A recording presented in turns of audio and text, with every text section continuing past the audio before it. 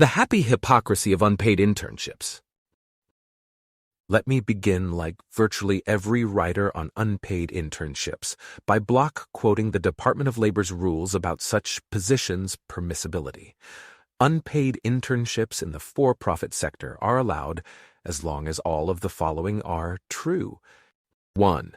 The internship, even though it includes actual operation of the facilities of the employer, is similar to training which would be given in an educational environment. 2. The internship experience is for the benefit of the intern. 3. The intern does not displace regular employees, but works under close supervision of existing staff. 4.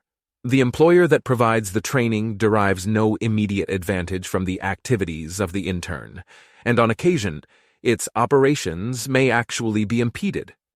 5. The intern is not necessarily entitled to a job at the conclusion of the internship.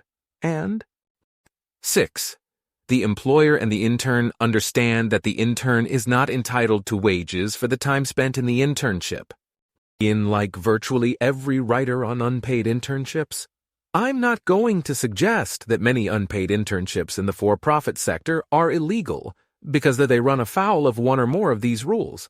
Instead, I'm going to categorically state no unpaid internship in the for-profit sector ever has or ever will satisfy these rules.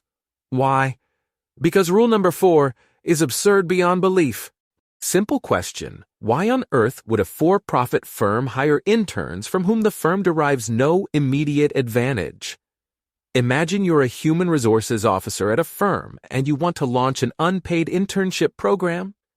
How would the board of directors respond if you declared, "I propose hiring unpaid interns from whom we derive no immediate advantage whatsoever"?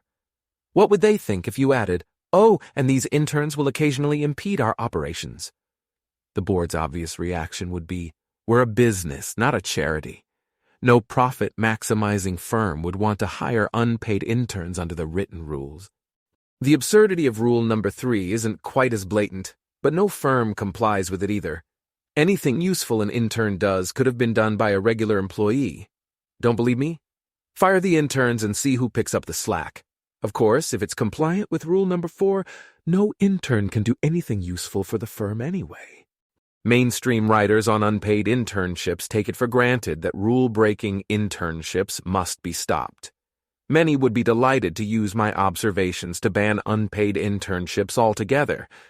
My point, of course, is the opposite. Rules this stupid are made to be broken. Hypocrisy and double talk shield us from the malevolent folly of the Department of Labor. What makes these rules so stupid? Plain simple. Internships are vocational education. If schools can educate students in exchange for their tuition, why can't businesses educate students in exchange for their labor? No reason, just anti-market bigotry.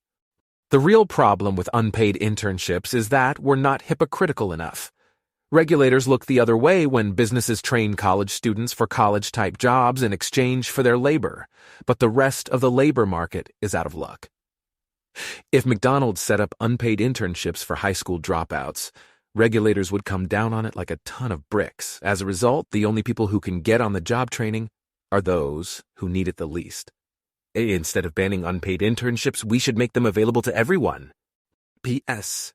Does this mean we should abolish the minimum wage?